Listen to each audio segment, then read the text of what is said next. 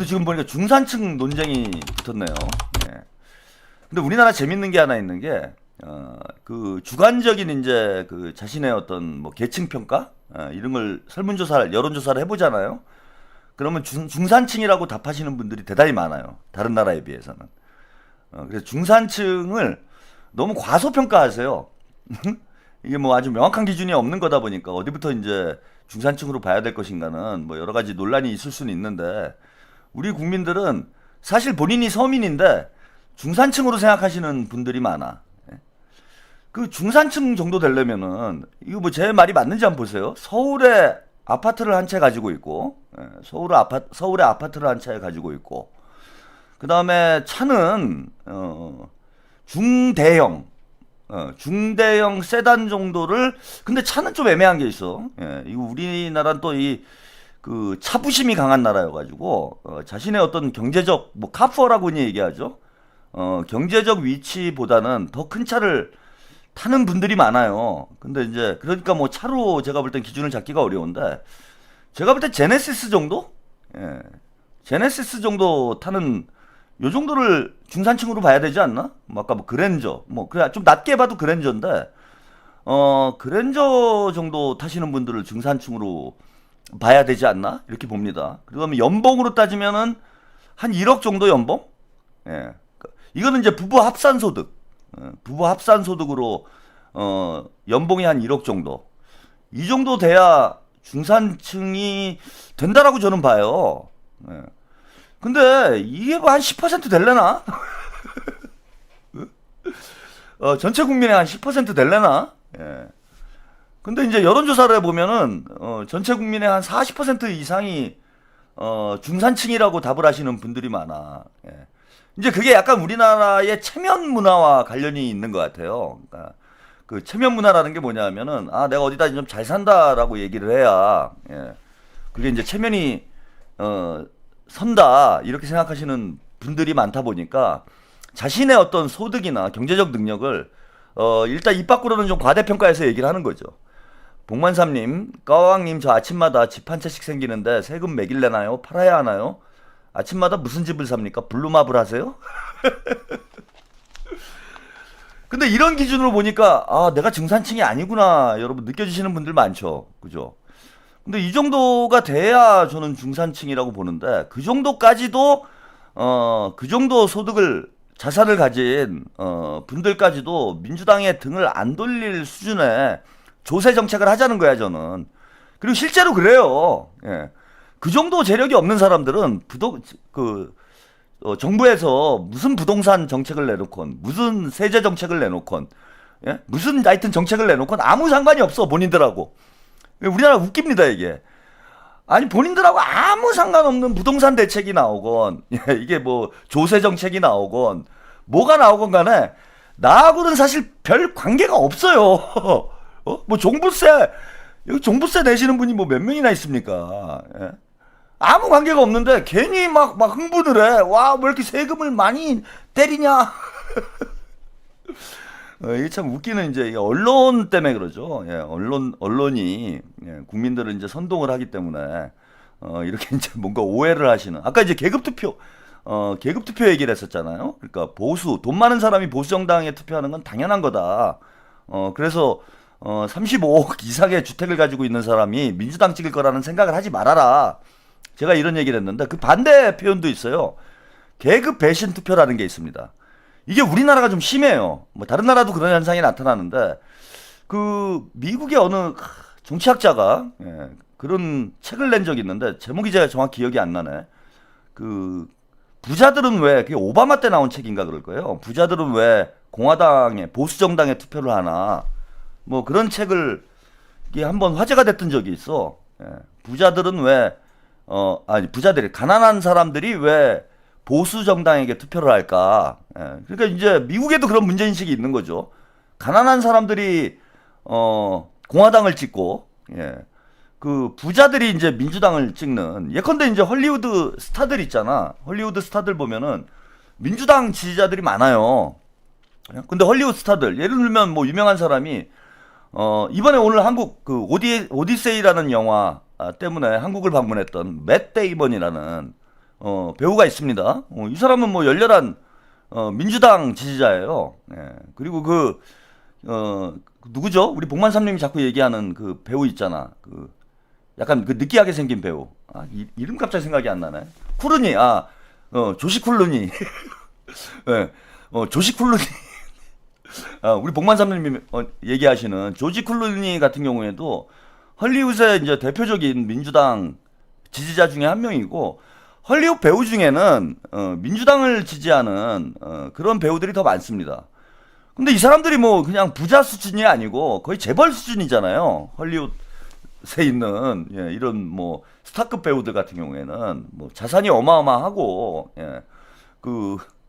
뭐 재벌 수준의 이런 재력을 가지고 있는 사람들인데, 근데 이제 민주당을 많이 지지를 한다는 거야. 그래서 이런 일이 왜 벌어질까 뭐 해가지고 분석을 한 그런 책이 이제 미국에서도 나왔는데, 그러니까 가난한 사람들이 보수 정당에 투표하는 건 우리나라만 벌어지는 일은 아니죠. 전 세계적으로 다 벌어지는 일인데 특히 우리나라가 심해요. 여러분 여론조사를 보시면은 저소득층, 블루칼라, 고령층, 저학력층이 국민의힘 지지율이 높습니다. 근데 이분들 저소득층, 저학력층, 블루칼라, 고령층이 가장 민주당의 혜택을 가장 많이 받는 그런 유권자층이에요. 그러니까 국민의힘이 집권했을 때보다 민주당이 집권했을 때 이분들은 혜택을 더 많이 받아. 왜냐하면 복지 정책을 늘리니까. 민주당이 국민의힘보다는 복지 정책을 늘리게 되잖아요. 그러니까 당연히 저소득층, 저학력층, 노년층, 그 다음에 블루칼라가 더 민주당이 집권을 하면은 유리한 상황이 되는데도 이분들이 대체로 국민의힘을 지지를 합니다. 그런 이유가 뭘까? 여기 있네요. 러블리 코코초코님이 왜 가난한 사람들은 부자를 위해 투표하는가? 미국의 역사학자이자 저널리스트 토머스 프랭크가 썼다라고 합니다. 야, 우리 샤노팀 참 방송하기가 좋아요. 우리 시청자 여러분들이 작가 역할을 해주는 거야. 제가 이거 이제 뭐 바로바로 아무리 제가 머리가 좋아도 이 모든 지식을 다 외워가지고 방송을 할 수는 없잖아요. 그죠? 그러면은 이제 다른 방송 같은 경우에는 작가들이 뭐 PD나 작가들이 이제 중간중간에 제가 이렇게 잘 기억을 못하는 게 있으면 이제 이어링 끼고 하잖아 방송을. 그럼 이제 바로 이제 시그널을 줍니다. 그러면 이제 그걸 자기가 아는 것처럼 막 얘기를 하죠. 김어준이. 근데 이제 저는 제가 아무리 머리가 좋아도 세상의 모든 지식을 제가 다 뭐 머릿속에다 다 집어넣고 그럼 사람 죽어요. 머리 터져. 그게 이제 힘든 거고, 여러분들이 볼 때 뭐 평론가들이나 진행자들이 와 똑똑하다 이렇게 보이잖아. 근데 그 PD 작가들이 다 있기 때문에 그게 이제 가능한 일인 거예요. 근데 이제 저는 이제 PD 작가들이 없어도 방송이 가능한 게 뭐냐면은 이게 이제 작가들, PD 작가들이 한 5천 분이 있는 거예요. 5천 분이. 그리고 제가 뭐 잘 기억이 안 나는 거나 모르겠는 거 있으면은 바로바로 물어보면은 바로 답이 나오기 때문에 이거 방송하면서 실수할 일이 거의 없는 거죠. 그죠? 뭐 실수를 하더라도 제가 이제 정정을 하면 되니까 이거는. 그래서 진짜 이게 진정한 시청자와 함께하는 방송이 아닌가. 쌍방향 방송. 이게 뉴미디어의 장점이 아닌가 그렇게 생각이 듭니다. 그래서 우리 시청자들 또 수준이 높으시기 때문에 제가 뭐 방송하다가 막히는 부분이 있으면은 바로바로 알려주셔가지고 제가 방송하는데 아무튼 큰 힘이 됩니다. 그래서 이제 가난한 사람들이 부자 정당, 보수 정당에 투표하는 걸 이제 계급 배신 투표라고 하는 거예요. 근데 이게 왜 그럴까요, 여러분? 이거 간단한 문제예요. 뭐 저런 걸 책까지 써야 되나 저는 싶긴 한데 저널리스트라니까 이제 더 잘 알 것 같은데 아마 그런 내용으로 책을 썼겠죠. 이게 이제 매스 미디어라는 게 등장한 이후에 벌어지고 있는 일인 거예요. 미디어의 힘인 거죠. 미디어를 통해서 우리 시청자들이, 유권자들이 왜곡된 현실 인식을 하게 된다는 겁니다.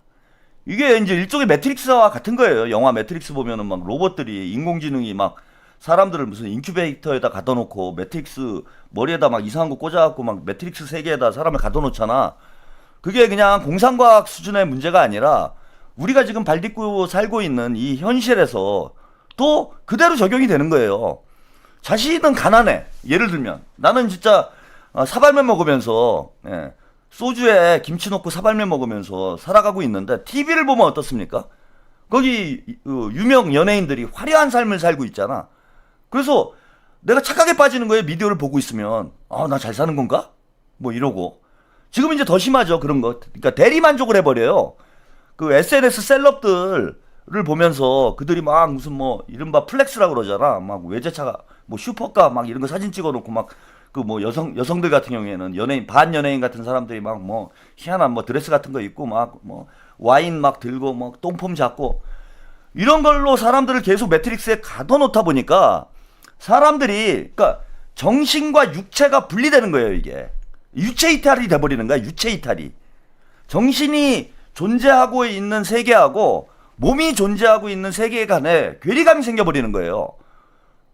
근데 문제는 사람의 몸은 뇌의 선택에 따라서 움직이게 돼 있잖아. 그러니까 뭐냐면 몸은 내가 서민이야. 몸은 저기 뭡니까? 몸은 반지하에 있어. 근데 머리는 어디가 있냐면은 강남에 이제 타워팰리스에 머리가 가 있는 거예요. 근데 이제 몸은 뇌의 명령에 따라서 움직이게 돼 있잖아. 그러니까 몸은 반지하인데 머리는 타워팰리스에 있으니까 투표는 누구한테 합니까, 여러분? 아니 머리가 시켜서 투표를 하는 거잖아. 그러니까 투표는 보수 정당이 하는 거예요, 이게. 그래서 이 미디어의 역할이 대단히 중요하다라는 겁니다. 우리가 지금 민주당 상황만 놓고 봐도 그러죠. 털레반들한테 물어보세요. 지금 정청래에게 투표한 사람들이 일단은 1주차에 30%가 넘어가잖아요. 30%가 넘어가는데 이 30%의 털레반들한테 여러분들이 가서 너는 친명이냐 반명이냐 이렇게 물어보세요. 다 100% 친명이라고 그럽니다. 100% 친명이라고 그래요. 그럼 뭐냐면은 몸은 친명인 거예요. 근데 이제 미디어에 의해서 쇠뇌가 돼가지고 김어준한테 쇠뇌가 된 거지. 쇠뇌가 돼가지고 머리가 반명인 거야. 몸은 친명인데 머리는 반명인 거야. 지금 탈레반의 상태가 이런 거지. 그래서 투표는 정청래한테 하는 거예요. 몸은 친명이야. 이재명 대통령을 지지해야 민주당이 잘 된다라는 것도 알고 대한민국이 잘 된다라는 걸 알아. 그 현실에 있어 몸은. 근데 머리는 김어준한테 가스라이팅을 당해가지고 머리는 반명이 돼 있는 거예요. 그럼 투표는 누구한테 하느냐? 정청래한테 하는 거예요. 우리가 볼 때 이상하죠. 그거는 아까 말씀드린 대로 가난한 사람이 보수 정당에 투표하는 현상하고 저는 비슷한 거라고 봐요. 털레반들이 말로는 친명이라고 하면서 정청래한테 투표하는 이 행위는 가난한 유권자들이 보수 정당에 투표하는 심리와 거의 유사한 거다. 그만큼 미디어의 힘이 무섭다는 거야. 김어준, 최욱 이런 애들의 힘이 무서운 거다. 그래서 제가 여러분들한테 방송을 하면서 시청자들하고 막 싸우고 이러니까 이걸 이제 소격 효과라고 그래요. 예, 그 예술 공부하시는 분들은 들어보셨던 얘기일 텐데 이게 누가 한 얘기지? 예, 잘 기억이 안 나네. 예, 이게 뭐 저기 브레이트가 한 얘기인가? 예, 그 브레이트 뭐 시나 브레이트의 이제 연극이나 이런 걸 보시면은 이상하잖아. 예? 그러니까 감정이입을 안 시키잖아요. 왜? 감정이입이 돼버리면은 그 독자나 관객들이 그죠? 관객들이 사고가 중단이 돼요. 생각을 못해. 응? 생각을 못해. 이게 연극이구나. 이게 가짜구나. 라는 걸 생각을 못해요. 그러면은 맹목적으로 끌려다니게 된다라는 거야. 그런 예술 작품의 어떤 선동에 뭐 꼭 예술이 아니더라도요. 예, 뭐 미디어나 이런 선동에 맹목적으로 끌려다니게 된다라는 거예요. 근데 우리가 일반적으로는 이제 감정이입이 잘 되는 뭐 영화나 소설이나 드라마나 이걸 좋은 작품이라고 생각을 하잖아. 우리 그 일반적인 시청자들 입장에서 볼 때는. 그런데 그게 문제점은 뭐냐면은 그게 우리의 사고를 마비시켜가지고 일종의 이제 세뇌되는 상황을 만든다라는 거예요. 그래서 이제 브레이트 같은 경우에는 뭐 유명한 좌파 예술가죠. 실제 뭐 독일 공산당에 가입을 해가지고 활동을 하기도 했고. 그래서 이 사람의 이제 예술 철학은 뭐냐 하면은 사람을 깨어나게 만들어야지. 사람을 깨어나게 만드는 게 예술의 그 역할이라고 생각을 한 거예요. 그러니까 사람을 바보로 만드는 게 예술이 아니고 사람을 깨어나게 해서 사람을 주체로 만들어야 된다. 이 사회와 역사의 주체로 만들어야 된다라고 생각한 게 브레이트의 생각이야. 자, 그럼 브레이트가 생각하는 예술, 좋은 예술은 뭐예요? 사람을 마비시키는, 생각을 멈추게 하는, 감정을 이입시키는 이런 예술이 좋은 예술이 아니고 사람을 깨어나게 하는 예술이 좋은 예술이라는 거예요. 저는 이 브레이트의 이론에 저는 공감을 하는 사람이에요. 예. 그래서 소격 효과라고도 하고 소외 효과라고도 하는데 번역을 보통은 소격 효과로 거리두기라고 표현해요. 거리를 두게 만드는 거야. 깨어나게 만드는 거예요. 빨간약을 주는 거야. 막 떠들다가 와 최한욱 얘기 너무 재밌어. 그러다 야 씨발 꺼져 임마. 딱 이걸 하는 이유가 뭐냐면 이게 소격 효과인 거야. 에? 여러분들에게 빨간 약을 중간중간에 팍팍 주는 거예요. 정신 차려 씨발. 네 머리로 생각해. 정신 차려. 세뇌당하지 마. 저는 이거를 계속 하는 거예요. 그래서 시청자들하고도 싸우는 거야. 제가 방송을 하는 목적은 시청자들에게 제 주장을 저의 생각을 여러분들에게 강요하기 위해서 방송을 하는 게 아닙니다. 여러분들이 깨어나게 하기 위해서 저는 방송을 하는 거예요. 그래서 저는 그 뭐 사이비 교주들처럼 야 내 눈만 바라봐 내 말이 다 옳아 나만 따라와 이런 얘기 절대 안 하잖아. 왜? 여러분들이 바보가 되어 있으면은 언젠가는 제가 아니더라도 다른 그런 선동가들에게 현혹이 돼가지고 예? 그들에게 가스라이팅이 돼서 그들의 주장을 맹목적으로 추종을 하는 그런 그 비주체적인 피동적인 이런 유권자가 될 위험성이 있기 때문에 그리고 그런 유권자들이 많아지면 많아질수록 그 사회는 위험한 거예요. 깨어있는 유권자들이 많아야 그 사회가 건강한 거지 그냥 맹목적으로 몇몇 그 선동가들 뭐 선지자 연하는 그런 자들에게 맹목적으로 끌려다니는 이런 유권자들이 많은 사회는 결국은 파괴적인 결말로 막을 내리게 됩니다. 예컨대 김어준이나 유시민이 이제 그런 작용을 하고 있는 거예요. 거짓 선지자다 뭐 이런 요즘에 비판도 받고 있는데 이들이 그동안 그 대중들을 자신들이 선지자인 양 현자인 양 하면서 국민들을 자신들의 생각으로 세뇌시키는 우리 유권자들을 세뇌시키는 이런 작용을 했어요. 그 결과 민주당에는 어떤 일이 벌어졌느냐. 생각하지 않는 생각을 할 줄 모르는 그러한 당원들이 30% 이상 뭐 많을 때는 60%까지 있었던 거야. 그 결과가 어떤 결과로 이어졌냐. 생각할 줄 모르는 유권자들 때문에 정청래가 당대표가 된 거예요. 김어준이 이끄는 대로 유시민이 이끄는 대로 따라가면 그것이 정답이다라고 생각하는 맹목적인 유권자들이 있었기 때문에 그 유권자들이 정청래를 당대표로 만들었고 그 결과 우리가 어렵게 회복한 탈환한 민주정부가 첫 해부터 휘청이는 상황이 벌어졌다라는 거야. 그래서 여러분들하고 싸우는 거예요 저는. 왜? 본질은 결국 시청자들이 깨어나야 돼요. 그 유튜버들 뭐 잘 알지도 못하는 애들이 마구 떠들어대는 얘기를 듣고 그게 무슨 대단한 진리인 양 생각을 해서 추종하는 이런 당원들 이런 유권자들이 많을수록 민주당은 대단히 위험해지는 거예요. 점점 위험해지는 거야. 정청래와 같은 사기꾼이 언제든지 당을 장악할 수 있는 거예요. 국민의힘이 지금 그렇게 돼 있는 거잖아. 장동혁과 같은 사기꾼이 지금 뭐 선거를 대패를 하고도 여전히 지금 당대표직을 유지를 하고 있잖아. 저런 정당이 희망이 있겠어요? 절대 희망이 없는 거지. 민주당도 마찬가지야. 아니 우리가 복잡하게 생각해 볼 필요 없이 정청래가 이번에 당대표를 연임한다고 생각해 보세요. 그런 이제 김어준의 스트레스에 김어준의 가스라이팅에 현혹된 그런 유권자들이 50%가 넘어서 그런 당원들이 50%가 넘어가지고 이번에 정청래를 또 당대표로 뽑는다고 생각을 해보세요 여러분. 민주당이 어떻게 되겠습니까?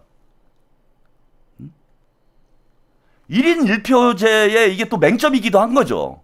1인 1표제가 성공을 하기 위해서는 깨어있는 조직된 시민 우리 노무현 전 대통령의 말씀을 빌리자면 깨어있는 시민들의 조직된 힘으로 우리가 사람 사는 세상을 만들 수 있는 건데 문제는 자 깨어있는 깨는 게 먼저예요 여러분. 깨어나는 게 먼저야. 웨이크업. 예? 그 레이지 어게인스트 머신이라는 예, 그 유명한 좌파 락 밴드의 노래 중에 웨이크업이라는 노래 있잖아요. 그 영화 매트릭스 영화 1편에 마지막 엔딩 크레딧에 나오는 주제가예요. 그 노래 제목이 웨이크업이에요.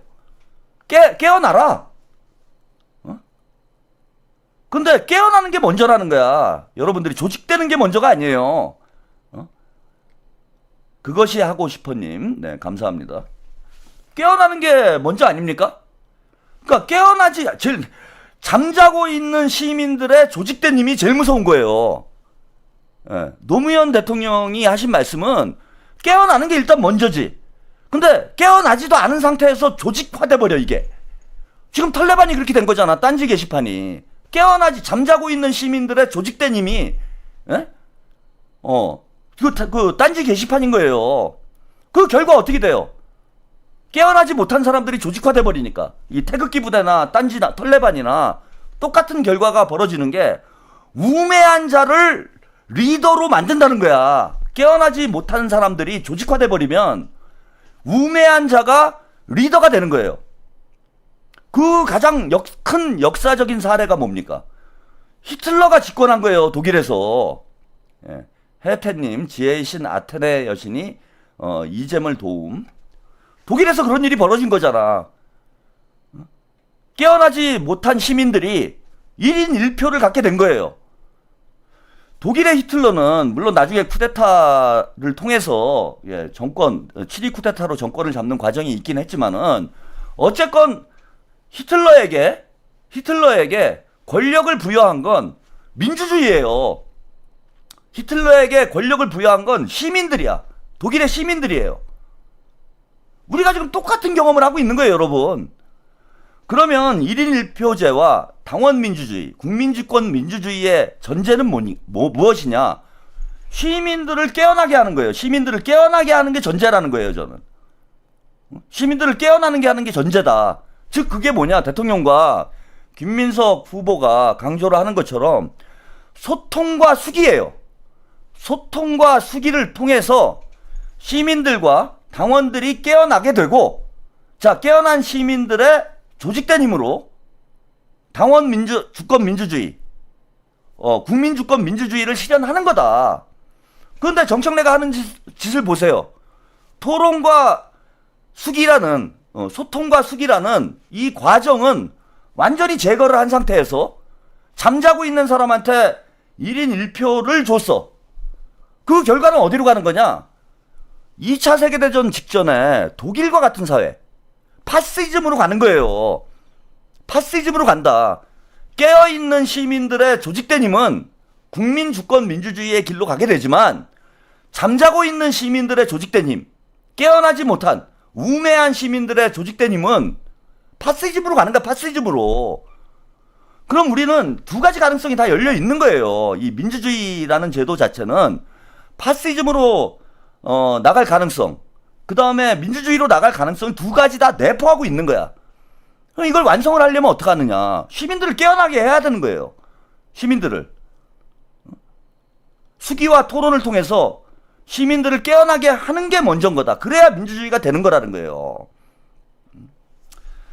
제가 뭐 이런 얘기를 길게 말씀을 드린 거는 그러니까 여러분들도 좀 깨어나셨으면 좋겠다. 그리고 여러분들이 더 토론을 많이 하고 그 대통령의 메시지, 무조건 대통령을 추종하는 게 아니라 대통령의 메시지를 여러분들이 잘 수기하고, 비사성님, 이분 위험하네. 이게 왜 위험해요? 우리 비사성님은 지금 제가 한 얘기에 어떻게 위험한 요소가 요만큼이라도 있는 거야? 막 깨어나면 힘들어? 아파? 그냥 잠자고 싶어? 나는 잠들고 있어. 생각하기가 싫어? 오뎅에 생각하지 않는 남자예요? 아니, 지금 제가 한 얘기 한 뭐 20분 정도 길게 이 철학적으로 당원주권 민주주의에 대해서 말씀을 드리고 있는데, 아니, 저기다가 이게 위험하다라는 댓글, 다른 건 모르겠어요. 그죠? 아, 나는 그 동의가 안 돼. 나는 그래도 정청래가 좋아. 나는 등신이야. 뭐 이런 걸 쓰는 건 내가 모르겠는데, 이게 위험하다라는 글을 평가를 하는 거는 난 진짜 이해가 안 되네. 깨어나면 위험한 거야? 뭐 깨어나면 위험하긴 해요. 그죠? 책임을 진다는 건 위험한 일이지. 깨어나세요. 제발 좀 정신 차리고. 그죠? 아직도 이제 저런 분들이 많은 게 참 큰 걱정입니다. 근데 저는 이제 1년을 우리가 돌이켜 보잖아요. 1년을 돌이켜 보잖아. 지난해 이맘때, 그러니까 6월 3일, 오늘이 며칠입니까? 6월 4일이죠. 이제 딱 1년 됐네요. 정청래가 당대표로 선출된 지 딱 1년 되는 날입니다. 작년 이맘때만 해도 깨어나지 않은 당원들이 66%였어요. 그죠? 저는 똑같은 내용으로 방송을 하고 있었어. 그때도. 작년 이맘때도 저는 똑같은 내용으로 방송을 했어요. 정청래 위험하다. 정청래가 당대표가 되면은 친문 세력들이 부활할 수 있다. 정청래가 당대표가 되면은 조국과 합당을 해가지고 민주당을 친문 세력들이 다시 먹으려고 할 거다. 이재명 정부를 흔들 거다. 이 얘기를 똑같은 얘기를 1년 전에 하고 있었어. 근데 그렇게 피를 토하면서 1년 전에 그 얘기를 했을 때는 30%의 당원들만 동의를 한 거예요. 그죠? 그때 하던 얘기나 지금 하던 얘기나 똑같아요, 제가. 아직도 정청래가 있기 때문에 1년 전에 제가 하던 얘기하고 지금 하는 얘기하고 똑같은 얘기를 하고 있어요. 근데 1년 전에는 30%의 당원들만 동의를 했어. 그리고 66%의 우리 당원들이 나자빠 자고 있었던 거죠. 자빠져 자고 있었던 거야. 이재명 정부가 탄생을 했는데 끝까지 함께 할 생각을 안 하고 무려 66%나 되는 당원들이 자빠져 자고 있었어요. 1년 전에. 아유, 지금 생각하니까 또 화가 나네. 근데 그게 지금 이제 뒤집혔잖아, 여러분. 1년 동안 우리가 열심히 노력을 하니까 깨어나잖아요. 응? 깨어나잖아. 안 되는 일이 아니라는 거야, 저는. 상당히 저는 빠른 시간 안에 문제를 해결한 거라고 봐요. 1년 만에 매트릭스에서 우리가 구출한 털레반들이 지금 적어도 20%는 되는 거예요. 20%의 털레반을 우리가 구출을 해냈어. 그 영화 매트릭스에서 보면 그런 거 아니야. 거기 뭐 그 전사들이 막 그 매트릭스에 gat혀 있는 사람들 막 구출해가지고 현실 세계로 돌아오게 하잖아. 그런 것처럼 1년 동안 우리가 치열하게 수기와 토론을 거쳐서 1년 만에 이걸 다 뒤집은 거예요. 20%를 깨어나게 했어. 1년 만에 민주당 당원의 20%를. 그러니까 민주주의가 파시즘보다 혹은 뭐 다른 어떤 정치 체제보다 경쟁력 있는 체제라는 거예요. 특히 지금은 저는 이제 민주주의라 할 수 있는 아주 유리한 기술적 조건을 갖춘 그런 시대가 됐다라고 봅니다. 그 아주 유리한 기술적 조건이라는 건 뭐냐면은 유튜브예요. 뉴 미디어의 등장, 미디어 혁명과 AI 혁명이라는 기술적 진보가 이제는 민주주의를 완성할 수 있는 사회적 환경을 만들고 있다. 예전에는 안 되지. 왜? 레거시 비디오에서 보도를 안 해버리면 다 모르는 거 아니야. 정청래 만세할 거 아니에요. 닦아놓고. 근데 지금은 저래도 1년 전만 해도 저하고 함께 싸우는 그런 이제 유튜버들이 거의 없었잖아요. 근데 지금 더 많아졌어, 그지? 오늘 보니까 막 그 최욱이 막 징징대더라고. 뭐 9대1이다. 정청래 편을 드는 사람이 1이고 미디어가 정청래 편을 안 드는 사람이 9래. 말도 안 되는 소리하고 앉아있죠. 근데 어쨌건 간에 1년 사이에 이런 변화를 만들어냈다. 그건 뭐 어쨌건 이재명 대통령과 김민석 후보의 역할이 가장 크긴 하지만은 그분들이 하고 싶은 얘기를 할 수 있는 이런 공간들이 없었다라면 그게 가능했겠습니까? 그래서 이게 우리 사회가 답답한 것 같지만은 저는 계속 진보를 하고 있다고 생각을 해요. 진보를 하고 있는 상태다. 여러분들도 1년이라는 빠른 시간 동안 이렇게 우리 당원들과 유권자들을 우리가 변화시킬 수 있었다라면 앞으로 30년 동안 30년이라는 시간이 이제 주어져 있는 거잖아요. 민주정부 30년 한 만들어보자. 아니 뭐 30년을 가려면은 선거를 계속 이겨야 되니까 4년이 남아있다고 일단 생각을 해봅시다. 앞으로 4년 동안 우리 국민들을 설득하기 하면은 이제는 민주당을 더 많은 유권자들이 저는 지지할 수 있는 그런 환경으로 충분히 변화할 수 있다라고 생각을 합니다. 그러니까 우리 한 명 한 명이 저 혼자 이렇게 떠들고 있는 게 아니라 여러분 한 명 한 명이 저는 미디어다라고 생각을 해요. 이제 국민이 미디어다. 그 이재명 대통령님이 2002년도 대선 때 그런 이제 얘기를 했던 제가 기억이 나는데 제가 그때 참 공감을 했습니다. 아, 이재명 대통령님이 시대를 통찰하는 그러한 역량을 가지고 있는 분이구나라는 걸 제가 느꼈던 게 국민이 미디어다라는 슬로건을 대선 때 얘기를 했어요. 그래서 유튜브, SNS를 활용해 가지고 선거 운동을 하는 그런 새로운 모습을 그때 보여줬습니다. 근데 이재명 대통령의 이 구호 슬로건은 저는 여전히 유효하다고 봐요. 그러니까 저 혼자 유튜브를 하고 있는 건 저 혼자지만 여러분 한 명 한 명이 다 미디어인 거야. 왜? 여러분들이 유튜브 방송만 보는 게 아니라 본인 SNS도 하고 뭐 인스타도 하고 페이스북도 하고 뭐 X도 하고 많이 하잖아. 또 본인 또 유튜브 채널을 운영하시는 분들도 많잖아요. 그래서 쇼츠도 만들고 뭐 많이 하잖아요. 그러니까 저 혼자 싸우고 있는 게 아니에요. 제가 요즘에 뭐 깜짝깜짝 놀랄 때가 많은데 그 유튜브 이렇게 방송 준비하느냐고 보다 보면은 제 쇼츠가 제가 만들지 않은 저의 쇼츠가 종종 뜨는 경우들이 많아요. 근데 이제 깜짝 놀라는 건 뭐냐면 조회수를 보고 깜짝 놀랍니다. 제 방송을 보시는 분들은 뭐 많아야 한 7, 8천 현재 이제 이렇게 되고 있는데 많아야 12,000 되는 거죠. 근데 쇼츠 조회수가 무슨 40만, 50만 막 이런 쇼츠들이 있더라고. 그 저분들은 저 사람이 누군 줄 알고 저걸 보고 있을까 뭐 그런 생각도 들긴 했는데 쇼츠 조회수가 뭐 40만, 50만 그래요. 그러니까 저 혼자 싸우고 있는 게 아닌 거야. 응? 저는 만약에 제가 뭐 전략 폭격기라면 저 혼자 공중전을 하고 있는 게 아니고 제가 이제 폭격기라면은 그 밑에 수많은 이제 육군들이 있는 거예요. 뭐 흔히 땅깨라고 하잖아. 땅깨들이 여기 간첩 7,000명이 있는 거야. 제가 이렇게 지령을 내리면은 간첩들이 쫙 퍼져가지고 이 7,000명의 간첩들이 사이버 세계에 다 침투를 해가지고 사방에서 작업을 치는 겁니다. 뭐 쇼츠도 만들고 뭐 페이스북에 글도 쓰고 이미지도 만들고 커뮤니티 가가지고 싸움질도 하고 다른 또 유튜브 가가지고 싸움질도 하고 7,000명이 같이 만드는 미디어인 거예요. 최한욱 TV가 저 혼자 떠들고 있는 이런 채널이 아니라 여기 있는 7,000명의 우리 지금 6,000명이네요.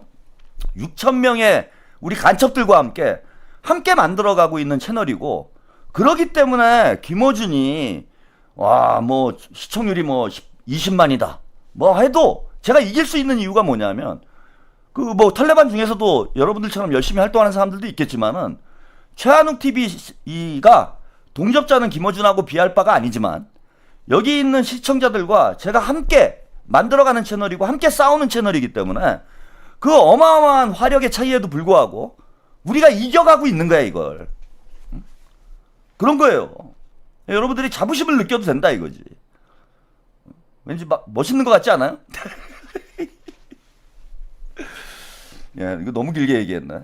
갑자기 이제 이런 얘기를 이제 많이 드릴 겁니다. 종종. 그동안은 싸우느냐고, 싸움박질하느냐고, 까느냐고. 사실 이런 얘기를 여러분들께 많이 드리고 싶었는데 기회가 없었어요. 막 싸워야 되니까. 근데 이제 제가 이런 얘기가 점점 많아진다라는 건 무슨 뜻이겠습니까? 이겼다는 뜻이죠. 여유가 있다는 뜻이지.